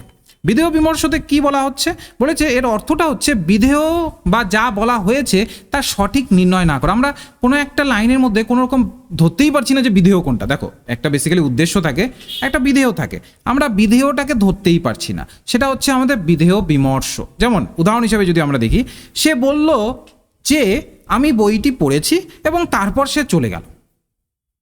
সে বলল যে আমি বইটি পড়েছি, তারপর সে চলে গেল। এবার দেখো, এখানে বিধেয় বর্ণনার মধ্যে একটা অসামঞ্জস্যতা আছে। সে বলল আর সে চলে গেল, এর মধ্যে কোনো বিধেয় কোনটা কি কোনোভাবেই আমরা স্পষ্ট বুঝতে পারছি না। তো এই ধরনের যখন জায়গা তৈরি হবে, এগুলো হচ্ছে এক প্রকার দোষ, যেটাকে তিনি বললেন, নাম দিলেন বিধেয় বিমর্ষ। আরেক প্রকার তিনি বললেন প্রক্রম ভেদ। প্রক্রম ভেদ কি, তিনি বললেন যে কাব্যের সূচনা বা প্রারম্ভে বেসিক্যালি ধারাবাহিকতার একটা অভাব আছে। যে কোনো কাব্য সূচনা বা প্রারম্ভে বা সূচনার দিকে বা শুরুর দিকে একটা ধারাবাহিকতা তো থাকবে, সেটার কোনোভাবে ধারাবাহিকতা আমরা লক্ষ্য করতে পারছি না। যেমন একটা লাইন দিচ্ছি আমি, আজ সকালে আমি ঘুম থেকে উঠলাম, তারপর বৃষ্টি পড়তে শুরু করলো। এবার দেখো, আজ সকালে আমি ঘুম থেকে উঠলাম, তারপর বৃষ্টি পড়া শুরু করলো, এটা কেন খাপছাড়া লাগছে না? দেখো, বিষয়টা এই ধরনের হতে পারে, যদি আমি এই ধরনের লাইন দিতাম যে আজ সকালে মেঘ দেখলাম এবং কিছুক্ষণের মধ্যে বৃষ্টি পড়া শুরু হলো, তাহলে তবুও একটা ধারাবাহিকতা কিন্তু মেনটেন হচ্ছে। যে স্বাভাবিক বৃষ্টি আসার আগে একটা মেঘ দেখা যায়, তারপরে বৃষ্টি হয়, তো ধারাবাহিকতা একটা মেনটেন হচ্ছে। কিন্তু এখানে কিন্তু দেখো, আমি ঘুম থেকে ওঠার সাথে আমি বৃষ্টি পড়াটাকে রিলেট করে দিলাম, অ্যাড করে দিলাম। এর ফলে এখানে কিন্তু একটা ধারাবাহিকতার অভাব হচ্ছে। এখানে প্রারম্ভে যে ঘুম থেকে ওঠার কথা বলা হয়েছে, তার সাথে বৃষ্টি পড়ার কোনো যোগসূত্রই নেই। যখন এই ধরনের থাকবে, যখন আমরা যোগসূত্র পাবোই না, যে আমরা দুটোকে যে লাইন আছে সেগুলোকে একত্রিত করার কোনো যোগসূত্রই পাচ্ছি না, অথচ করা আছে, তখন ধরতে হবে এটা প্রক্রম ভেদ দোষে দুষ্ট, যেটা কিনা একটা অনৌচিত্য ক্রিয়েট করে, যেটা ঔচিত্যের বিপরীত। ঠিক আছে, এরপরে হচ্ছে ক্রমভেদ। ক্রমভেদটা তিনি কি বললেন, ক্রমভেদে তিনি বললেন যে ঘটনাগুলি সঠিক ক্রম না থাকা। ঠিক আছে, ঘটনাগুলি সঠিক ক্রম না থাকা। যেমন সে স্কুলে গেল, তারপর ব্রেকফাস্ট করলো। সে স্কুলে গেল, তারপর ব্রেকফাস্ট করলো। এবার আমরা জানি ব্রেকফাস্ট হয় তারপরে স্কুলে যায়, নাকি স্কুলে যাওয়ার পরে ব্রেকফাস্ট হয়। এবার অনেকেরই তোমাদের মনে হবে স্যার প্রক্রম ভেদ আর স্যার ক্রম ভেদ স্যার একই রকম না। দেখো, মাথায় রাখবে, প্রক্রম ভেদে আমরা দুটো ধরে নাও যে ধরনের লাইন ব্যবহার করলাম, ওই দুটোর সামঞ্জস্যটাকে বেশি লক্ষ্য করি, একটা সামঞ্জস্যতাটাকে বেশি সেখানে গুরুত্ব দেওয়া হয়। ক্রম ভেদে সামঞ্জস্যতা নয়, বেসিক্যালি এর ক্রমটা, সিকোয়েন্সটার উপরে গুরুত্ব দেওয়া হয়, যে কোন সিকোয়েন্সে এটা বলা হয়েছে। ঠিক আছে, তো ক্রম ভেদে যেমন ধরে না, উদাহরণ দেওয়া আছে যে সে স্কুলে গেল, তারপর ব্রেকফাস্ট করলো। এবার আমরা সবাই জানি যে আগে ব্রেকফাস্ট করে তারপরে স্কুল যায়। নর্মালি আমাদের জীবনকে যদি আমরা দেখি, আমাদের জীবন এইভাবেই তৈরি, আগে আমরা ব্রেকফাস্ট করি তারপরে আমরা স্কুল যাই। তো এখানে ক্রম দোষে দুষ্ট আছে, ক্রমভেদ দোষে দুষ্ট আছে। এরপরে আরেকটা থাকে পৌনরুক্ত। পৌনরুক্ত মানে কি পুনর্বার একই জিনিস বারবার রিপিটেড হচ্ছে। বলছে বিষয়গুলো পুনরাবৃত্তি করা, ক্রমশ পুনরাবৃত্তি করা হচ্ছে, ক্রমশ সেই জায়গাগুলো বারবার বলা হচ্ছে। বলেছে যেমন উদাহরণ হিসাবে তোমরা মাথায় রাখবে, সে সেদিন খুব আনন্দিত ছিল, সে খুব খুশি ছিল। অনেক সময় আমরা এগুলো ব্যবহার করি, অনেক কবিও ব্যবহার করেন। তো এর মানে হচ্ছে এটা পৌনরুক্ত দোষে দুষ্ট। তো এই ক্ষেত্রে মহিম ভট্ট বললেন যে এগুলো পৌনরুক্ত, এগুলো আর কিছু নয়, এগুলো পৌনরুক্ত দোষে দুষ্ট, যার ফলে অনুচিত্ত ক্রিয়েট হয় বা তৈরি হয়। যে এখানে আনন্দিত, খুব আনন্দিত আর খুব খুশি একই অর্থেই বোঝায়, কিন্তু আমি সেই লাইনে বা অংশে সেখানে আমি দুটোকে পুনরাবৃত্ত করতে থাকলাম। এই জায়গাগুলোতে বেসিক্যালি আমাদের একটা পুনরুক্ত দোষে দুষ্ট আমরা দেখতে পারি। যেটা কে বললেন? মহিম ভট্ট বলে। অনেক সময় পরীক্ষাতে এভাবে আসতে পারে, পুনরুক্ত শুদ্ধ অশুদ্ধের মধ্যে দিয়ে দিল, যে পুনরুক্ত কনসেপ্টটি এনেছেন বিশ্বনাথ, এইভাবে দিয়ে দিল, এটা শুদ্ধ কি অশুদ্ধ। এবার তোমার যদি জানা না থাকে কে এনেছেন, তো স্বাভাবিক তুমি বুঝতে পারবে না। তো এই জায়গাগুলো নিশ্চয়ই বুঝতে পারলে। এইটুকু ক্লিয়ার হয়েছে তো? একটু লাইক দিয়ে জানাবে বিষয়টা ক্লিয়ার হলো কিনা। বিষয়টা ক্লিয়ার তো হচ্ছে তো? ক্লাসটা ভালো লাগছে তো? ক্লাসগুলো করে ভালো লাগছে তো? ঔচিত্যের কঠিন কনসেপ্ট একদম সোজাভাবে, ঠিক আছে, একদম সোজাভাবে, আর পুরো কনসেপ্টই বুঝিয়ে দেবো। ওকে, এরপরে দেখো আরেকটা তুমি পাবে বাচ্য বাচনম। এবারে বাচ্য বাচনম বলতে আমরা কি বুঝি, বা বাচ্য বাচনম বলতে কি বোঝায়? দেখো, এর অর্থ হচ্ছে একই বাক্যে ভিন্ন অর্থ প্রকাশ করার চেষ্টা। ঠিক আছে, একই বাক্য একটা, কিন্তু ওই বাক্যের মধ্যে ভিন্ন ভিন্ন অর্থ প্রকাশ হচ্ছে, তো সেটাকে আমরা বলি হচ্ছে বাচ্য বাচনম। ঠিক আছে, আমরা মাথায় রাখবো। তাহলে পরীক্ষায় যদি আমাদের প্রশ্ন আসে যে বাচ্য বাচনম কি, তাহলে আমরা যেন মাথায় রাখি একই বাক্যে ভিন্ন অর্থ প্রকাশ করবার চেষ্টা হয়েছে। যেমন সে তার বন্ধু এবং তার পোষা বিড়ালের সাথে গেল। দেখো, লক্ষ্য করো কি বলা আছে, সে তার বন্ধু এবং তার পোষা বিড়ালের সাথে গেল। একটু ভালোভাবে লক্ষ্য করো তো, একটাই বাক্য কিন্তু এখানে ভিন্ন অর্থ আছে। একটাতে বলছে সে তার বন্ধু এবং তার পোষা বিড়াল একই ব্যক্তির অন্তর্ভুক্ত কিনা কোনো স্পষ্ট এখানে বোঝা যাচ্ছে না। তার মানে একটা বাক্যে ভিন্ন অর্থ প্রকাশ হচ্ছে। একটা বন্ধুত্বের কথা বলা হচ্ছে, আবার আগে একটা পোষা বিড়াল নিয়ে যাওয়ার কথা বলা হচ্ছে। তার মানে তুমি যদি ইনডেপথলি ঢোকো তাহলে ভিন্ন অর্থ আসতে পারে। তো এই জায়গাগুলো বেসিক্যালি বাচ্য বাচ্যনামের অন্তর্ভুক্ত হয়ে দেয়। ঠিক আছে, এবার মহিম ভট্ট তার ব্যক্তিবিবেক গ্রন্থে এই ঔচিত্যের বেসিসে আরও কিছু বিষয়ের উপর আলোকপাত করেছেন। যেমন মহিম ভট্ট আনন্দবর্ধনের যে অর্থদোষের প্রসঙ্গ রয়েছে, আনন্দবর্ধন যে অর্থদোষের কথা বলেছেন, যেটা আমরা ক্লাসের শুরুর দিকে পড়লাম, এই অর্থদোষের প্রসঙ্গকে আলোকপাত করায় তিনি বেসিক্যালি শব্দদোষের প্রসঙ্গটাকে বেশি গুরুত্ব দিয়েছেন।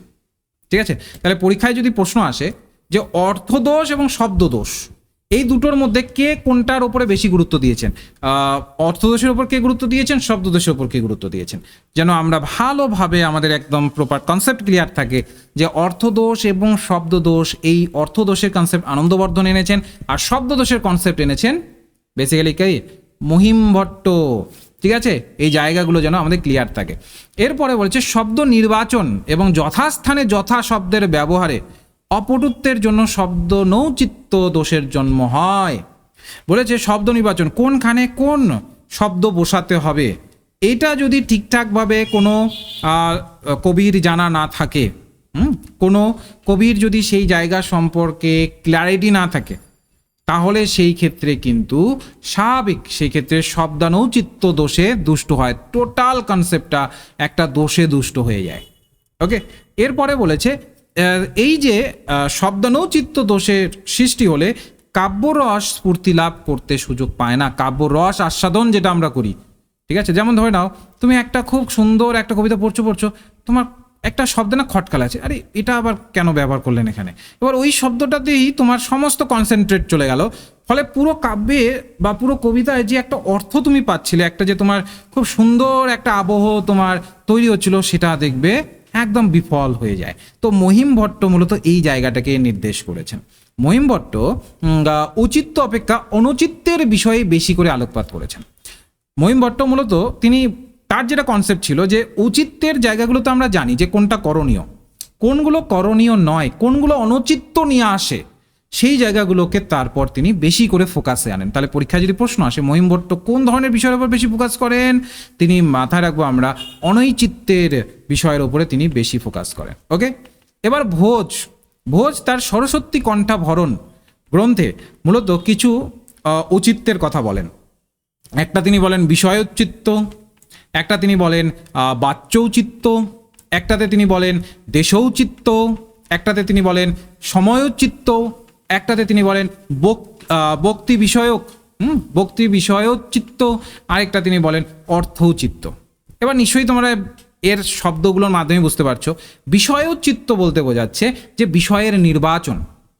ভোজ বলেছেন যে বিষয়ের নির্বাচন, যেই বেসিসে আমি করছি সেই বিষয়টা ওই ভিত্তিতে ঠিক আছে কিনা।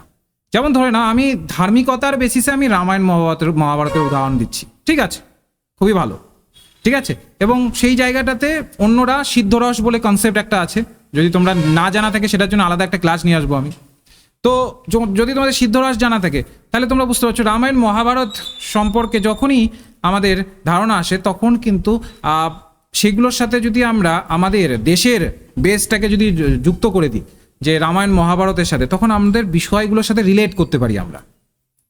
যে রামায়ণ মহাভারতে এমন কিছু নেই যা দেশে ঘটে না, সেগুলোর সাথে বিষয়গুলোর সাথে রিলেট করে দিই। এগুলো হচ্ছে বিষয়ের চিত্ত, যেই বিষয়ের জন্য যেই কনসেপ্ট ওটা ঠিক আছে কিনা। তারপরে বাচ্যচিত্ত, ভাষা, কী ধরনের ভাষা ব্যবহার করা হচ্ছে, কোনখানে কী ধরনের ভাষা ব্যবহার করতে হবে, সেই জায়গাটা হচ্ছে বাচ্যচিত্ত। দেশৌচিত্ত, ঘটনা, কোন জায়গাতে কী ধরনের ঘটনাকে বেস করলে বা আনলে সেখানে সেটাকে আরও পরিষ্কারভাবে বোঝানো যাবে। যেমন আমি যদি এবার এখানে বসে এবার যদি আমি ক্রিকেটের ঘটনার কথা বলি, তোমরা কি কেউ শুনবে? কারণ এখানে তো ওই জায়গার কথাই নয়, এখানে আমাদের পড়াশোনার জায়গা। আমি এখানে ক্রিকেটের কথা কেন বলবো? যে বিশ্বকাপ চলছে, বিশ্বকাপে এই হচ্ছে সেই শোনার জন্য কি তোমরা এখানে ক্লাসে জয়েন করেছো? না, তোমরা ঔচিত্য শোনার জন্য ক্লাসে জয়েন করেছো। তো এটা হচ্ছে মূলত আমাদের বেসিক্যালি জায়গাটা, যে কোন ঘটনাকে কোন সময়ের বেসিসে তোমাকে করতে হবে। সময়োচিত্ত, এই সেম কনসেপ্টটাই সময়োচিত্ত আছে, কোন সময়ে কি ধরনের বক্তব্যকে নিয়ে আসতে হবে। যেমন কোনো একটি চরিত্র কোনো একটি গল্পে এমন একটা সময় এমন একটা কথা বললেন। যেমন আমরা সবাই জানি কোনো একজনের শ্রাদ্ধ, ধরে নাও যে একটা শ্রাদ্ধ বাড়ি, যেমন তোমরা হয়তো বা লক্ষ্য করেছো ইদানিং শ্রাদ্ধ বাড়ি তো মানুষ ব্লগ করে। এবার তোমরাই ভাবো ওটা কি কোনো ব্লগ করবার সময়? নিশ্চয়ই নয়, নিশ্চয়ই নয়। আমরা সবাই জানি ওটা কোনোদিনও একটা মানুষের একটা খুবই খারাপ দিন আসলে বেসিক্যালি ওই শ্রাদ্ধের সময়টাকে সবথেকে খারাপ দিন আমরা বলি, কারণ তার জীবনের থেকে একজন মানুষ বিদায় নিয়ে নিল।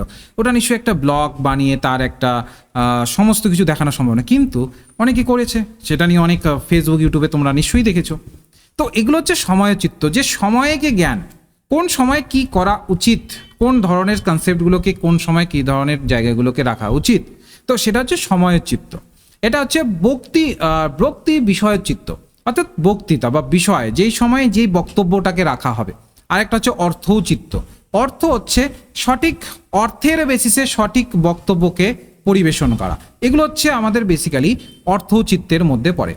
তিনি বেসিক্যালি এই ভোজ তিনি মূলত ভাষা ব্যবহারের ক্ষেত্রে ঔচিত্যের বিষয়কে আলোচনা বেশি করে করেছেন, ঠিক আছে। তিনি সংস্কৃত, প্রাকৃত, অপভ্রংশ ভাষা ব্যবহারে ঔচিত্যের ওপরে বিশেষ গুরুত্ব তিনি দিয়েছেন, যে গদ্য এবং পদ্য দুটোর ক্ষেত্রেই কি কি ঔচিত্য রাখা উচিত, কোন কোন বিষয় উচিত যেগুলোতে ব্যবহার করা, গদ্যর ক্ষেত্রে এবং পদ্যের ক্ষেত্রে কি কি বিষয়কে এখানে রাখা উচিত, যে এই বিষয়গুলো এখানে আলোচনা করলে ভালো, বা এই ভাষাগুলোকে এখানে নিয়ে আসলে এই ভাষাতে এই ধরনের বিষয়গুলো নিয়ে আসলে ভালো, এই বিষয়ে তিনি ভোজ আলোচনা করেছে। তার পরীক্ষায় যদি প্রশ্ন আসে যে ভাষা ব্যবহারের ঔচিত্য নিয়ে কে কথা বলেছেন, তারপর ধরে নাও অপশন দিয়ে দিল, সাপোজ ধরে নাও এইভাবেও দিতে পারে, তাহলে তোমাদের একবারেই যেন তোমাদের সঠিক অ্যান্সার কোনটা হয়ে যাবে, আমরা যেন একদম ক্লিয়ার কাট বুঝে যাই, আমাদের সঠিক অ্যান্সার কি হয়ে যাবে, ভোজ হয়ে যাবে। ঠিক আছে, এই জায়গাটা আমাদের ক্লিয়ার হলো। আরেকটা মাথায় রাখবো, তবে ক্ষেমেন্দ্র যেমন ঔচিত্যকে কাব্যের প্রাণ বলেছেন, ঔচিত্যকে যেমন কাব্যের প্রাণ বলেছেন ক্ষেমেন্দ্র, ভোজ কিন্তু ঔচিত্যকে কাব্যের প্রাণ বলেননি।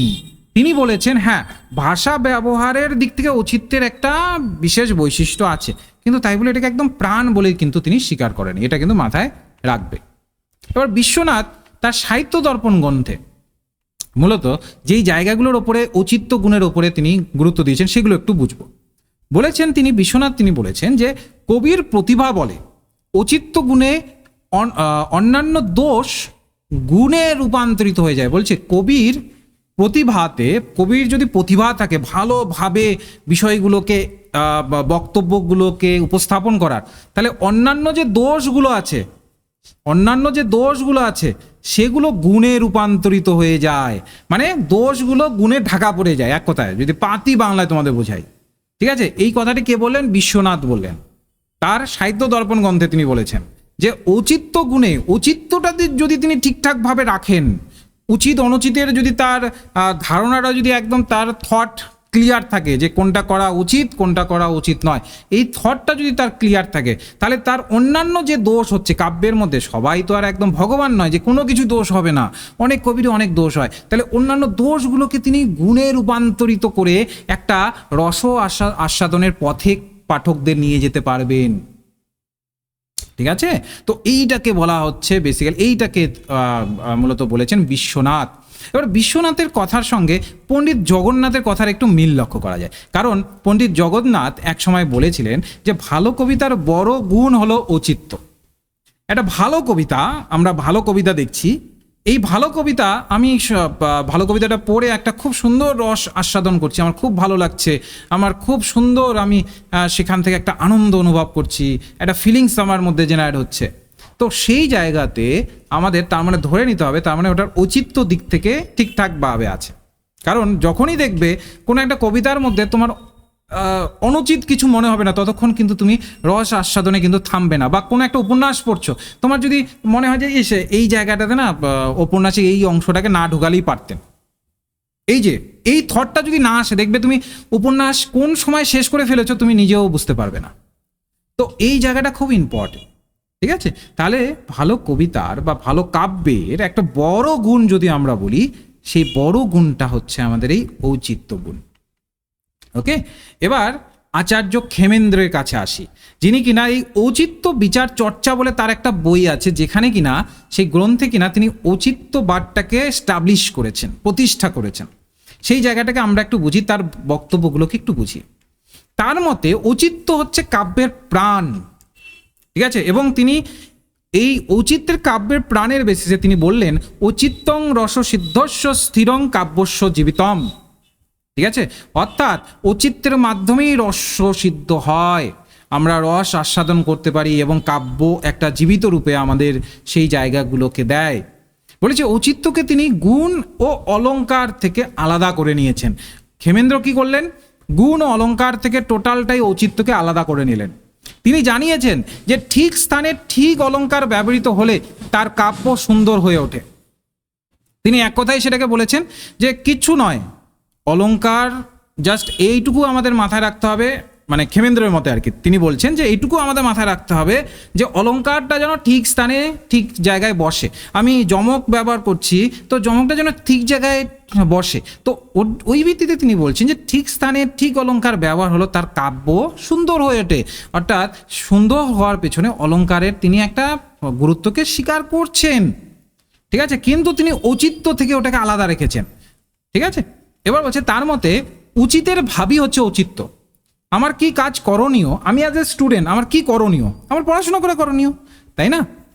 এবার আমি পড়াশোনা না করে আমি মাঠে ঘাটে ঘুরে বেড়াচ্ছি এবং তারপর বলছি যে আমার চাকরি হচ্ছে না, হচ্ছে না, আমি কোয়ালিফাই করতে পারছি না, তাহলে কি হবে? অর্থাৎ উচিতের ভাবই হচ্ছে ঔচিত্য। এবার উচিত বলতে কি বোঝায়? যেখানে যেটা মানায় আমাদের তথাকথিত যে একটা আমাদের অনেক সময় ধরে যে ধরনের অংশ চলে আসছে, আমাদের আদিকাল থেকে যে ধরনের সময় আসছে, সেই জায়গাতে যেখানে যেটা মানায়, আমাদের একটা নৈতিকতা বোধ আছে, তো ওই নৈতিকতার বেসিসে কোনখানে কোন জিনিসটা মানাচ্ছে, এটার যদি সঠিক জ্ঞান থাকে, এটার যদি আমাদের সঠিক একটা জায়গা থাকে, তো সেটাই হচ্ছে আমাদের উচিতের ভাব, সেটাকেই বলছে ঔচিত্য। এবার তিনি খুবই ইম্পর্টেন্ট, তিনি টোটাল 28টা বিষয়ের কথা বলেছেন, 28 বিষয়ের কথা বলেছেন ক্ষেমেন্দ্র, যেখানে যেটা মানায়। তো সেইখানে তিনি বলেছেন শব্দ, কাব্য, অর্থ, গুণ, অলঙ্কার, ক্রিয়া, কারক, লিঙ্গ, বচন, বিশেষণ, উপসর্গ, অনেকগুলো, এই সমস্ত কিছুকে তিনি এখানে স্টাবলিশ করেছেন। কিসের ভিত্তিতে স্টাবলিশ করেছেন? গুণের বেসিসে তিনি স্টাবলিশ করেছেন যে এগুলো হচ্ছে 28টা গুণ। এই 28টা গুণ যদি থাকে তাহলে সেই ক্ষেত্রে একটা অচিত্যর একটা সার্বিকতা একটা রক্ষা পায়। ঠিক আছে, এগুলো ছাড়াও তিনি সমস্ত ক্ষেত্রে ঔচিত্যের রক্ষা করার কথা বলেছেন, যে এগুলো তো ঠিক আছে, এই জায়গাগুলোকে তো আমরা খেয়াল করবই, তার সাথে সাথে অন্যান্য ক্ষেত্রেও ঔচিত্যের রক্ষা যেন থাকে, তবেই কিন্তু ঔচিত্যবাদ প্রতিষ্ঠিত হবে। বলেছে ক্ষেমেন্দ্রের কথা থেকে আমরা একটা বিষয় ক্লিয়ার হতে পারি, যে গুণ কাব্যের মাধুর্য বৃদ্ধি করলেও ঔচিত্যই হচ্ছে কাব্যের প্রাণ। গুণ হয়তোবা কাব্যের গুণ আমরা একটু আগেই পড়লাম, আমাদের যে রসব, তারপরে ধ্বনি, হ্যাঁ, অলঙ্কার, এগুলো বেসিক্যালি এগুলো হয়তোবা কাব্যের মাধুর্যতা বাড়াচ্ছে, আমাদের শুনতে ভালো লাগছে, খুব সুন্দরভাবে সেটা বেসিক্যালি সাজানো হচ্ছে, মাধুর্যতা বাড়াচ্ছে, নো ডাউট। কিন্তু ঔচিত্যই হচ্ছে কাব্যের প্রাণ, ঔচিত্যই কাব্যের প্রাণটাকে স্টাবলিশ করছে।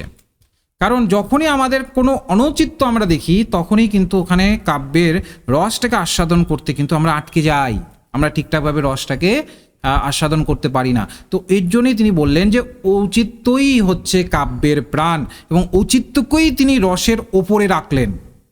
তিনি ঔচিত্যকে কি করলেন? রসের ওপরে রাখলেন এবং সর্বোচ্চ জায়গায় রাখলেন ঔচিত্যকে।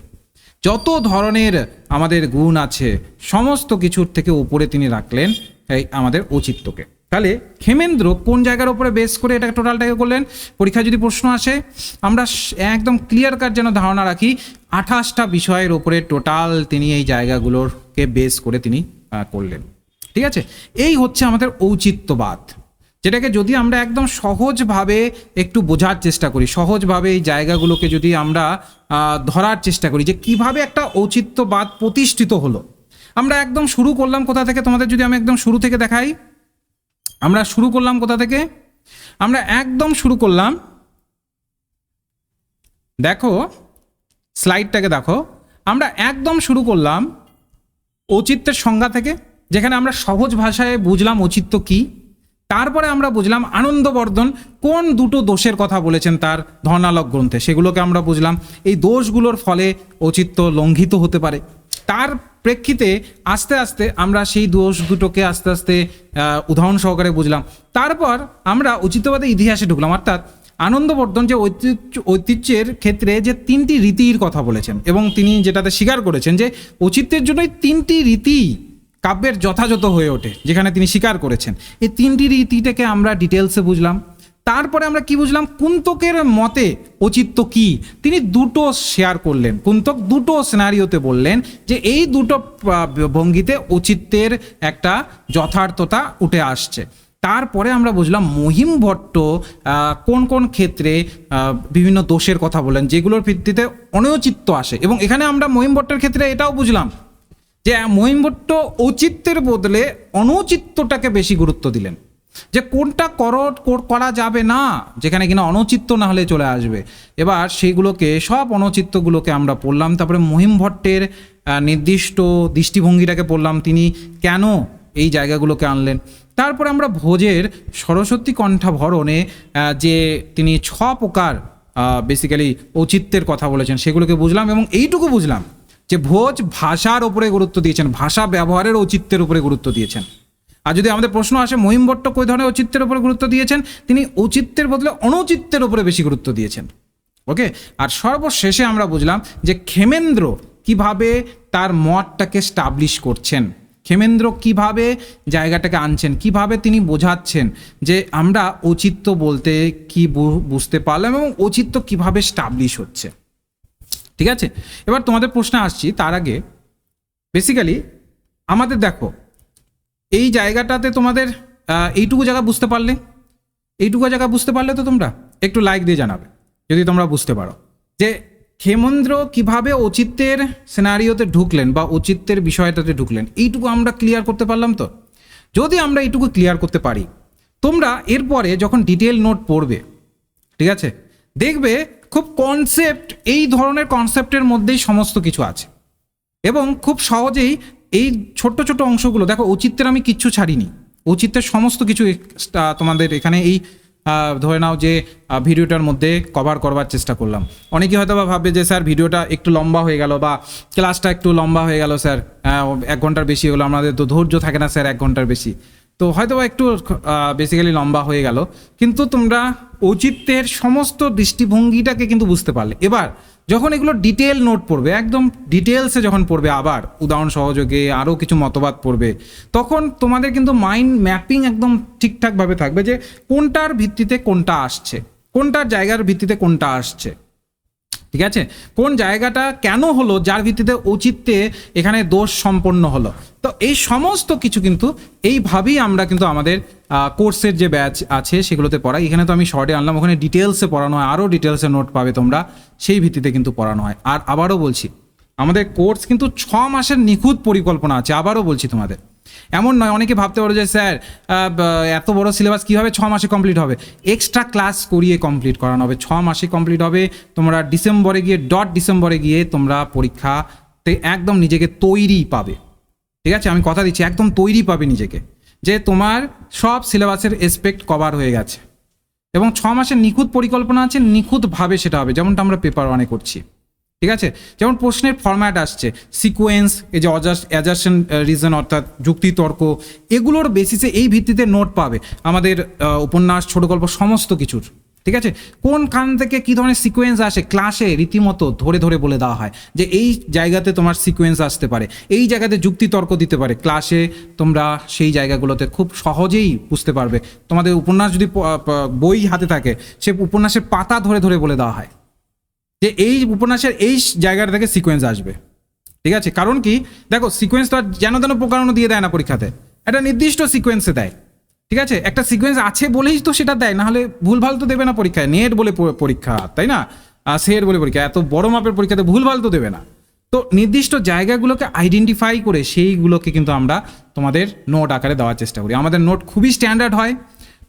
তথাকথিত বই, মানে কোনো একটা ধরে নাও, অনেক সময় দেখবে অনেক ইনস্টিটিউশন এখন বাজার চলতি থাকে, হ্যাঁ, যারা কিনা ওই ধরে নাও তোমাদের ওই তথাকথিত যে গাইড বুকগুলো থাকে না, আমি নাম বলছি না গাইড বুকগুলোর, সেগুলোর থেকে টুকে টুকে তোমাদের দিয়ে দেয়, তারপরে একটা তোমাদের মাসে একটা নিয়ে নেয়। এখানে কিন্তু এরকম থাকে না, প্রপার ডেটা বেসড, একদম রিসার্চ বেসড। আমরা নিখুঁতভাবে কোনটা আসবে কোনটার প্রেক্ষিতে সেই অনুসারে নিখুঁতভাবে তুলে তুলে সেই জায়গাগুলোকে কিন্তু এখানে দিই। জাস্ট টোকাটুকি এখানে পাবে না, আবারও আমি ক্লিয়ার করে দিচ্ছি, ঠিক আছে। এরপরে হচ্ছে ক্লাসের প্রথম দিন থেকেই আমরা চেষ্টা করব তোমাদের মূলত বিভিন্ন ধরনের মক টেস্টগুলোকে নেওয়ার। বিভিন্ন মক টেস্ট প্রত্যেক দিন আসবে, কিছু না কিছু মক টেস্ট। যখনই একটা টপিক কমপ্লিট হলো সাথে সাথে মক টেস্ট আসবে, ঠিক আছে। বাংলার সব ইউনিটে আপডেটেড মেটেরিয়াল পাবে, একদম আপডেটেড। শুধু রেকর্ডেড ক্লাস দিয়ে তোমাদের দায় সারাভাবে ছেড়ে দেবো না যে এই যে নাও রেকর্ডেড ক্লাস, এই যে নাও এবার তোমরা করো, তোমাদের মতো কী করবে করো, সেটা নয়। রেকর্ডেড শুধুমাত্র দিয়ে হয় না, কারণ তোমার ডাউটও তো থাকতে পারে। তো ডাউটের জন্য আমরা লাইভ পড়াই, তারপর সেগুলো প্রবলেমগুলোকে সলভ করে তারপরে সেই ক্ষেত্রে রেকর্ডেড ক্লাসগুলোকে দেওয়া হয়। এবার 1 ঘন্টা 1.5 ঘন্টা নয়, প্রপার 2 ঘন্টার ক্লাস হয়, সাথে এক্সট্রা ক্লাসেসও থাকে, কারণ 6 মাসে কমপ্লিট করছি আমরা। তোমরাও ভালোভাবে জানো, যারা বাংলার স্টুডেন্ট, অবশ্যই কিনা তোমরা সবাই বাংলার স্টুডেন্ট, তো তোমরা একদম নিখুঁতভাবে জানো যে 6 মাসে কতটা টাফ। কিন্তু আমরা এক্সট্রা ক্লাসেস করিয়ে সেগুলোকে কভার করব, কারণ ডিসেম্বরটা আমাদের টার্গেট, ডিসেম্বরে তোমাদের একদম তৈরি করে দেবো, ঠিক আছে। আর আমি তোমাদের রেজাউল স্যার, আমি প্রত্যেক সপ্তাহে তোমাদের কাউন্সিলিং করব। প্রত্যেক সপ্তাহে কতটা বুঝতে পারলে কি পারলে না, সমস্ত সিনারিওতে তোমাদের বেসিক্যালি আমিও এক্সট্রা ক্লাসেসগুলোকে নেব, আমিও ক্লাসেস নেব, আদার টিচার্সরাও নেবে, সবাই মিলে আমরা বিষয়গুলোকে তোমাদের একদম ভালোভাবে তৈরি করে দেবো, ঠিক আছে। এবং মান্থলি ফিজ আছে, কোনো এক্সট্রা ফিজ নেই। আর তোমাদের কথা দিলাম আমি, একদম এফোর্ডেবল প্রাইসে তোমরা পাবে। এই যে তোমরা বড় বড় ইনস্টিটিউশনে গিয়ে যত টাকা নষ্ট করো, তোমরা সিম্পলি জাস্ট একটু আমাদের মান্থলি ফিজের স্ট্রাকচারটাকে একটু গিয়ে মেসেজ করে জেনে নেবে, ঠিক আছে।